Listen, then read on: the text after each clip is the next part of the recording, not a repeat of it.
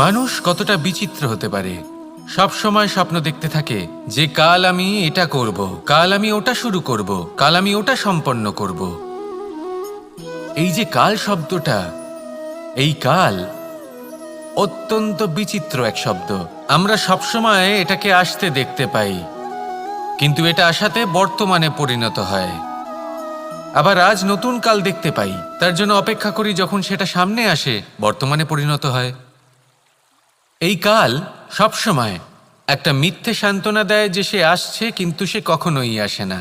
যেটা আপনার হাতে রয়েছে তা হলো আজ, বর্তমান। তাই যা করার আছে, যা সম্পন্ন করতে চান, যা শুরু করতে চান, আজ করুন, বর্তমানে করুন। কারণ আজ আপনি যা করবেন সেটাই আপনার ভবিষ্যৎ নির্ধারিত করবে। ভবিষ্যতের বিষয় ভাবতে থাকলে ভবিষ্যৎ সুন্দর হবে না। আজ কর্ম করতে হবে। তাই আজ বর্তমানে জীবনযাপন করুন, কর্ম করুন, আর আমার সাথে ভালোবেসে বলুন, রাধা রাধা। পঞ্চম তত্ত্ব, আকাশ, নব, ব্যোম। আসলে কোনো ভ্রম নাকি সত্য? ভ্রম তো হতে পারে না, কারণ ভ্রমের মধ্যে কেউ বাঁচতেই পারে না। আর যদি সত্য হয় তাহলে এতটাই বিশাল যে আমাদের চোখের থেকে, আমাদের ইন্দ্রিয়ের থেকে, আমাদের মস্তিষ্কের থেকে, আমাদের চিন্তাভাবনার থেকেও অনেক ঊর্ধ্বে, যাকে আমরা বুঝতেই পারি না। এটা যতটাই বিশাল আকার, ঠিক ততটাই সরল। এই আকাশ যতই অন্ধকারাচ্ছন্ন, ততটাই আলোর প্রকাশ প্রদান করে থাকে। দেখতে গেলে এ হলো জীবনের সঞ্চালক, কিন্তু যদি ক্রুদ্ধ হয়ে যায় তাহলে প্রাণ কেড়ে নিতেও দ্বিধা বোধ করে না। এই আকাশ শুধুমাত্র পৃথিবী লোক নয়, বরং এই সমগ্র ব্রহ্মাণ্ডকে, এই সমগ্র সৃষ্টিকে, এর প্রত্যেকটা তারাকে, প্রত্যেকটা গ্রহকে একটা বিশেষ স্থান প্রদান করে। এর নিজের কোনোই অস্তিত্ব নেই, কিন্তু সকলকে অস্তিত্ব প্রদান করে। এটাই হলো এই আকাশের মাহাত্ম্য। এই আকাশে হলো মাহাত্ম্যের প্রতিরূপ, যা আমাদের ভাবনা দ্বারা উৎপন্ন হয়। আপনিও আকাশের মতো এই বোধকে আপন করে নিন। আপনার জীবনও আকাশের মতন মহান এবং বিশাল হয়ে উঠবে।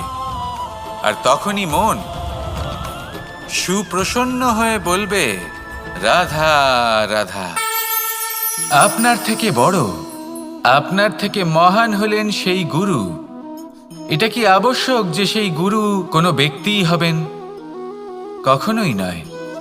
গুরু হলেন একটা তত্ত্ব, গুরু হলেন একটা শক্তি। গুরু একজন ব্যক্তি হলে শুধুই একজনই হতেন, কিন্তু তা নয়। গুরু হলেন একটা অনুভূতি, গুরু হলেন শ্রদ্ধা। গুরু তিনি যিনি আপনার ব্যক্তিত্বের পরিচালক হন। গুরু তিনি যিনি আপনার ব্যক্তিত্বের নির্মাতা হন। আপনি কখন, কোথায়, কোন স্থানে, কি রূপে গুরু লাভ করবেন আর কি শিক্ষা লাভ করবেন তা নির্ভর করছে আপনার মানসিকতার উপর, যে আপনি সকলকে কিভাবে আপন করে নিতে পারেন। যদি আপনি গুরুকে আপন করতে চান, জ্ঞানকে আপন করতে চান, তাহলে আপনার মধ্যে শ্রদ্ধা জাগ্রত করতে হবে, সামর্থ্য জাগ্রত করতে হবে। আপনি গুরু এবং জ্ঞানকে আপন করে নিতে পারলে তা এমনিই আপনাকে মহান করে তুলবে। তাহলে আসুন আর আমার সাথে ভালোবেসে বলুন, রাধা রাধা। এই সংসারে এমন কিছু মানুষ আছেন যাদেরকে আপনার ভালো লাগে, তারা আপনার প্রিয়। আমরা চাই ওনারা আমাদের কাছে থাকুন, আমরা ওনাদের কাছে থাকি। এবার সেই ক্ষেত্রে আমরা তাদের ভালো ভালো উপহার দেওয়ার চেষ্টা করি, কারণ ওনারা হলেন আমাদের প্রিয়। আর তার বদলে আমরা আশা করে থাকি যে ওনারা আমাদের একটু সম্মান করবেন। এবার এই মানুষজন যারা আমাদের প্রিয়, এদের আমরা একটা উপহার দিই। সোনা দিয়ে থাকি, আভূষণ দিয়ে থাকি, হিরে মুক্তো দিয়ে থাকি। কিন্তু যদি ভেবে দেখি, এই সব কিছুরই একটা মূল্য আছে। ভেবে দেখুন, আপনি কি তাদের এমন কোনো উপহার দিতে পারেন যা কিনা অমূল্য? তা এরকম উপহার কি হতে পারে? ঠিক বলেছেন আপনি, প্রেম। এই প্রেমই হলো অমূল্য, কারণ মন থেকে এর উৎপত্তি হয়। না চেয়ে পাওয়া যায় আর না ছিনিয়ে নেওয়া যায় এই ভালোবাসা। ঠিক এইরকমই হয় এই সম্মান। যদি সম্মান করো তাহলে মন থেকে এবং ভালোবেসে করো, ভয় পেয়ে নয়। মনে রাখবেন, যে মাথা ভয়ের দ্বারা নত হয়, বিরোধিতাও প্রথমে সেই করে থাকে। যে মাথা ভালোবেসে নত হয় তা আপনার জন্য বলিদানও দিতে পারে। এই সংসারের সবথেকে বড় উপহার, সবথেকে বড় বরদান এই প্রেম এবং সম্মান। তাকে সম্মান করুন আর আমার সাথে ভালোবেসে বলুন, রাধা রাধা। কখনো কোনো চাতককে দেখেছেন? একটা চাতক বর্ষার জন্য অপেক্ষা করে। সেই বর্ষার জলে নিজের তৃষ্ণা নিবারণ করে, নয়তো সারা বছর তৃষ্ণার্ত থেকে যায়। ও আকাশের দিকে তাকিয়ে থাকে আর অপেক্ষা করে যে কবে বর্ষা হবে আর কবে আমি আমার তৃষ্ণা নিবারণ করব। সেখানে অন্যদিকে একটি কাক বা একটা পায়রা, এরা কি করে? যেখানে জল পায় পান করে নেয়, যেখানে খাবার পায় খেয়ে নেয়, আত্মীয় স্বজন বন্ধুবান্ধব যাকেই পায় তার সাথে সময় কাটায়, খাবার খায় আর চলে যায়। এবার এদের মধ্যে মিল কোথায় আর পার্থক্য কোথায়? দুজনের কাছেই ডানা রয়েছে, দুজনেই উড়তে পারে। এই আকাশ হলো ওদের, খাবারের দানা ওদের। পার্থক্য হলো তাদের অভিলাষার, পার্থক্য হলো তাদের আকাঙ্ক্ষার, পার্থক্য জীবন যাপনের ধরনের। এবার যত বেশি আকাঙ্ক্ষা থাকবে, যত দামি জীবনযাপন করার ইচ্ছে থাকবে, তত বেশি কষ্ট আপনাকে সহ্য করতে হবে। আবার অন্যদিকে জীবন যত সরল হবে, জীবনযাপন যত সরল হবে, সমস্যা ততটাই কম হবে। তাই সবসময় চেষ্টা করবেন আপনার মানসিকতা এবং আপনার জীবন যেন সরল হয়। ভালোবাসতে থাকুন। যদি কেউ আপনাকে ভালোবাসে, তাকেও আপনি ভালোবাসা ফিরিয়ে দিন। তাদের সাথে কথা বলুন, কিছু তাদের কথা শুনুন, কিছু নিজের কথা বলুন। দেখবেন সকল তাপ উত্তাপ দূর হয়ে গেছে। এটাই তো হলো জীবনের সারমর্ম। তাই প্রেমে থাকুন, ভালোবাসুন, আর ভালোবেসে আমার সাথে বলুন, রাধা রাধা। ক্ষমা একটা অত্যন্ত সুন্দর শব্দ, আমার খুব প্রিয় শব্দ। কিন্তু এই ক্ষমা কখন আর কিভাবে প্রয়োগ করতে হবে সেটা বোঝা প্রয়োজনীয়। এক, যদি আপনি কোনো অন্যায় করেন আর ক্ষমা না চান, ক্ষমা প্রার্থনা না করেন, ক্ষমা চাওয়া থেকে এড়িয়ে যান, তাহলে তাতে আপনারই ক্ষতি হবে। কিভাবে? ক্ষমা না চাইলে মনের মধ্যে অহংকার জাগ্রত হয়, আর অহংকার তো প্রকৃত অর্থে আমাদের ক্ষতিই করে। দুই, কেউ যদি অপরাধ করেন, আপনার থেকে ক্ষমা না চান, তাহলে তাকে ক্ষমা করবেন না। ক্ষমা হলো অত্যন্ত অমূল্য, আর না চাইতেই কাউকে ক্ষমা দান করা এটা উচিত নয়। তিন, যদি কেউ আপনার সাথে অনুচিত কিছু করেন, অপরাধ করেন, আর আপনার থেকে ক্ষমা চান, তাহলে তাকে ক্ষমা করে দিন। তাতে আপনার অন্তরের করুণাবোধ জাগ্রত হবে, প্রেম জাগ্রত হবে, আর তা আপনার জন্য শুভ হবে। চার, যদি আপনি নিজে কোনো অপরাধ করেন, তাহলে অবশ্যই ক্ষমা চাইবেন। তাতে আপনারই লাভ হবে। কিভাবে? সামনের ব্যক্তি আপনাকে ক্ষমা করুক বা না করুক, আপনার অন্তরের অহংকার ক্ষীণ হবে, আর এই মন আরও নির্মল হয়ে উঠবে। এই ক্ষমা অত্যন্ত অমূল্য, ভেবেচিন্তে একে ব্যবহার করুন, আর আমার সাথে ভালোবেসে বলুন, রাধা রাধা। একবার একজন গুরু তার শিষ্যদের পরীক্ষা নিচ্ছিলেন। উনি ওনার প্রত্যেক শিষ্যকে একটি করে পাখি দিয়ে বললেন সেই পাখির বলি দিতে হবে, কিন্তু এমন এক স্থানে যেখানে কেউ তাদের দেখতে পাচ্ছে না। প্রত্যেক শিষ্য নিজের যাত্রা শুরু করল। কেউ ঘন বনে প্রবেশ করল, কেউ অন্ধকার গুহায় প্রবেশ করল, কেউ দূরে কোনো পর্বতের শিখরে পৌঁছে গেল। যে মুহূর্তে দেখল তাদের কেউ দেখতে পাচ্ছে না, তারা সেই বলি দিতে চেষ্টা করল। যেই বলি দিতে গেল, সেই পাখি আলোর কিরণে পরিবর্তিত হলো এবং লুপ্ত হয়ে গেল। একজন শিষ্য ছিল যে আবার গুরুর কাছে ফিরে এলো।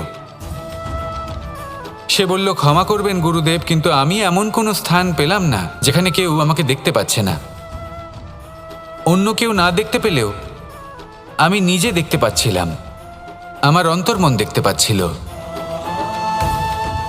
সেই শিষ্য বুঝতে পেরেছিল যে পরমাত্মার দৃষ্টি সবসময় তাকে দেখতে পাচ্ছে, আর ও কখনো অনুচিত কর্ম করতে পারবে না। আর শুধুমাত্র এই কারণে সেই শিষ্যই সেই পরীক্ষায় উত্তীর্ণ হলো।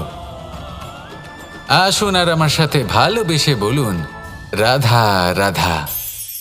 আমরা সবাই ফল খাই, কিন্তু আমাদের সেই ফলই প্রিয় হয় যে পরিপক্ক হয়ে ওঠে, যেটা নম্র হয়, আর যে ফল অনেক বেশি মিষ্টি আর সুস্বাদু হয়ে থাকে, যাদের রঙে বাহার দেখা যায়। সেইভাবে জীবনে আমরা নানান মানুষের সাথে পরিচিত হই, কিন্তু সেই মানুষই আমাদের মন ছুঁয়ে যায় যারা বিনম্র স্বভাবের, যাদের বাণী খুব মধুর, যাদের অন্তরে আত্মবিশ্বাসের একটা তেজ, একটা রং দেখা যায়। এবার এমন ব্যক্তি আমরা কি করে হব? ঠিক সেইভাবেই যেমন একটা ফল রোদ, বর্ষা, শীত, বায়ু এই সকল সংকটময় পরিস্থিতির সম্মুখীন হয়ে পরিপক্ক হয়ে ওঠে, সেইভাবেই মানুষ সংকটময় পরিস্থিতির সম্মুখীন হয়ে পরিপক্ক হয়ে ওঠেন। যদি এই সংকটের সম্মুখীন হন তাহলে অভিজ্ঞ হবেন, আর এই অভিজ্ঞতাই শিক্ষা দিয়ে যাবে। এই অভিজ্ঞতা আমাদের শিখিয়ে দেয় যে আমাদের বিনম্র থাকতে হবে, অহংকার করে কোনো লাভ নেই। মধুর বাণীর যে কি মূল্য তা আমরা শিখতে পারি। এই অভিজ্ঞতাই আমাদের বুঝিয়ে দেয় যে উচিত অনুচিত কোনটা আমাদের দৃষ্টিভঙ্গি তৈরি করে, আর এই দৃষ্টিভঙ্গি দ্বারা আত্মবিশ্বাস জাগ্রত হয়। সেই জন্য জীবনে কখনো বিপদ থেকে দূরে পালাবেন না, সেগুলোর সম্মুখীন হন, অভিজ্ঞতা লাভ করুন, তার থেকে শিক্ষা লাভ করুন, এইভাবেই পরিপক্ক হবেন। আসুন আমার সাথে ভালোবেসে বলুন, রাধা রাধা। মানুষ বর্তমানে নিজের জীবন অতিবাহিত করেন, কিন্তু তার জীবনে অতীতকাল এবং ভবিষ্যৎকাল এই দুটোরই সমান গুরুত্ব রয়েছে। অতীতকাল অতিবাহিত হয়ে গেছে এবং সেটা জীবিত থাকে আমাদের স্মৃতি হিসেবে, এবং ভবিষ্যৎ হলো সেটাই যেটা আমরা শুধুমাত্র কল্পনাই করতে পারি। এবার অতীতের কিছু স্মৃতি এমন থাকে যা আমাদের কাছে আনন্দময় হয় না, তা কটু হয়, দুঃখজনক হয়, যন্ত্রণাদায়ক হয়। আমরা যা কিছুই করি তা বদলে ফেলতে পারবো না, কিন্তু ভবিষ্যৎকাল সেটা আমরা রচনা অবশ্যই করতে পারি, যদি আজ আমরা শ্রেষ্ঠ কর্ম করি। যদি আজকের এই দিনটা আমরা আনন্দের সাথে অতিবাহিত করি, সুখের সাথে অতিবাহিত করি, এক একটা মুহূর্ত আমরা আনন্দ এবং ভালোবাসার সাথে অতিবাহিত করি, আপনার আজকের এই কর্ম আপনার ভবিষ্যৎ নির্ধারণ করবে। আজ আপনি যেভাবে জীবন কাটাবেন তা ভবিষ্যতে গিয়ে অতীতকালে পরিণত হবে, আর তখন আপনি এমন স্মৃতি খুঁজে পাবেন যেখানে আপনি প্রত্যেকটি মুহূর্ত প্রেম এবং আনন্দের সাথে অতিবাহিত করেছেন, এবং সেই স্মৃতি মধুর হবে। তাহলে আজ শ্রেষ্ঠ এবং উচিত কর্ম করুন, আপনি নিশ্চিত রূপে একটি উজ্জ্বল, শুদ্ধ, পবিত্র এবং আনন্দময় ভবিষ্যৎ লাভ করবেন। আসুন আমার সাথে ভালোবেসে বলুন, রাধা রাধা। এই সংসারে অনেক অনেক এমন জ্ঞানী আছেন যারা নিজের সমস্ত জীবন জ্ঞান অর্জন করতে অতিবাহিত করেছেন। এই সংসারে এমন কোনো বেদ নেই, কোনো পুরাণ নেই, কোনো শাস্ত্র নেই, কোনো ভাষা নেই যা ওনারা জানেন না। এমন কোনো বিষয় নেই যা নিয়ে ওনারা কোনো বক্তব্য রাখতে পারবেন না। কিন্তু আমরা এই সকল জ্ঞানীকে কি ভালোবাসতে পারি? এনাদের সকলকে সম্মান করতে পারি না। কারণটা কি? দেখুন, বেদ পড়া একটি আলাদা বিষয়, বেদনা বুঝতে পারা অন্য ব্যাপার। এবং বেদনা বোঝার জন্য, সেই জ্ঞান লাভ করার জন্য আপনাকে মন থেকে করুণা এবং প্রেমের সঠিক অর্থ বুঝতে হবে। সামনের ব্যক্তির বেদনা বুঝতে হবে, তার যন্ত্রণাকে বুঝতে হবে। তারপর যে জ্ঞান আপনি অর্জন করেছেন বেদ থেকে, পুরাণ থেকে, শাস্ত্র থেকে, তা প্রয়োগ করে তার বেদনার নিবারণ করা, সেটা বেশি গুরুত্বপূর্ণ। সেই জন্য জীবনে শুধুমাত্র শাস্ত্র এবং বেদ পড়ে জ্ঞান অর্জন করতে সময় নষ্ট করবেন না। মন থেকে প্রেমের কি অর্থ সেই বিষয়ে জ্ঞান লাভ করার চেষ্টা করুন, করুণাও বুঝতে চেষ্টা করুন। একজন শ্রেষ্ঠ ব্যক্তি হয়ে উঠুন, আর আমার সাথে ভালোবেসে বলুন, রাধা রাধা।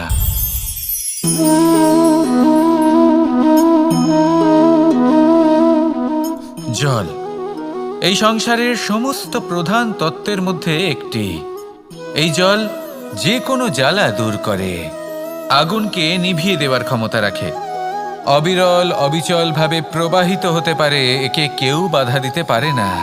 এর পথে বাধা সৃষ্টি করলে নিজের পথ নিজেই খুঁজে নেবে বা সে নিজেই নিজের পথ বানিয়ে নেবে, কিন্তু কখনো থামবে না। এই জল হলো মহান, আর এর একটা মহান গুণ আছে, এর নিজস্ব কোনো রং নেই। কিন্তু যখন মেঘ থেকে বৃষ্টিরূপে পৃথিবীতে ঝরে পড়ে, তখন সমস্ত সংসারকে রঙিন করে তোলে। যেখানে খরা হয়েছে সেখানে শ্যামল করে তোলে, যে স্থান শ্যামল সেখানে ভিন্ন ভিন্ন প্রকারের পুষ্প ফুটিয়ে তোলে। এই জলের মতন আমাদের হতে হবে। ওর যেমন কোনো রং নেই, আমাদেরও যেন কোনো অহংকার না থাকে। শুধু কর্মের এই ধারাতে বইতে থাকুন, এই সংসারের মঙ্গল করতে থাকুন, শ্রেষ্ঠ কর্ম করতে থাকুন। এই সংসারকে এটা বলার কোনো প্রয়োজন নেই যে আপনি কে। আপনি যদি কর্ম করতে থাকেন তাহলে এই সংসার নিজে থেকেই আপনার মূল্য জানতে পারবে, আর তখন এই মন প্রসন্ন হয়ে বলবে, রাধা রাধা। বড়ই অদ্ভুত ব্যাপার, একটি পাথরের প্রতিমা যখন মন্দিরে স্থাপিত হয় তখন তা আমাদের কাছে ভগবান সম হয়ে দাঁড়ায়, কিন্তু যখন একজন জীবিত মানুষ মন্দিরে গিয়ে থাকেন তখন তার শরীর, মন, আত্মা সেই সব পাথর সম হয়ে দাঁড়ায়।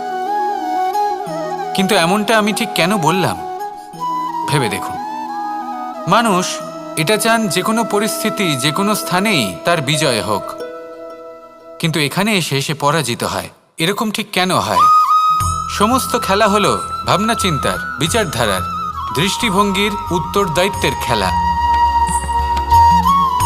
পাষাণের এই প্রতিমা, তার একটি উত্তরদায়িত্ব আছে, আশা ধরে রাখার দায়িত্ব। সেই আশা জানিয়ে মানুষ মন্দিরে আসেন। তেমনি মানুষের একটি উত্তরদায়িত্ব আছে যেটা সে ভুলে যায়, আর সেই উত্তরদায়িত্ব হলো এটা, যে মন্দিরে যে ভগবানকে সে প্রসন্ন করতে যাচ্ছে তাকে সে তখনই খুঁজে পাবে যখন পূর্ণরূপে সে সমর্পিত থাকবে। যদি মনে সমর্পণের ভাব না থাকে তাহলে ভগবান কখনো প্রসন্ন হবেন না। নিজের উত্তরদায়িত্ব বোঝার বদলে মানুষ শুধু একটা অনুষ্ঠান পালন করেন, যেমন ফুলের একটা মালা অর্পণ করেন, আর সেই কারণেই তিনি পরাজিত হন।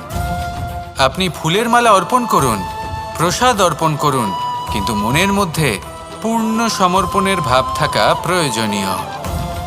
তবেই আপনি মন্দিরে গিয়েও প্রাণবন্ত হয়ে থাকতে পারবেন, তবেই ঈশ্বরকে প্রসন্ন করতে পারবেন। আসুন আমার সাথে ভালোবেসে বলুন, রাধা রাধা।